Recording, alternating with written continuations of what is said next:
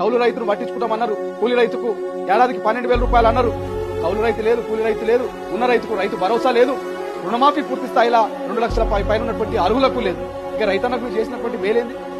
31,000 కోట్ల రూపాయలు అసెంబ్లీలో బడ్జెట్ పెట్టిరు కదా, మరి 31,000 కోట్ల రూపాయలు కేవలం 17,000 కోట్ల రూపాయలే మాత్రం వాడి మిగతా అమౌంట్ ఎందుకు అట్లా పక్కన పెట్టిరు?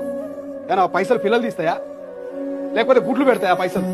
ఏమనంటే కొత్తగా వచ్చిందమ్మా, ఇప్పుడే సంసారం ఏర్పాటైంది, ఇప్పుడు కుండాశాల చదువుకోవాలి, మేమంతా నిర్మించుకోవాలి, వాళ్ళ అప్పుల కుప్ప చేసిపోయారు, 1 కాదు 2 కాదు 7,13,000 కోట్ల రూపాయలు అప్పు చేసిపోయారని 10 నెలలు చెప్పుకుంటూ వచ్చారు.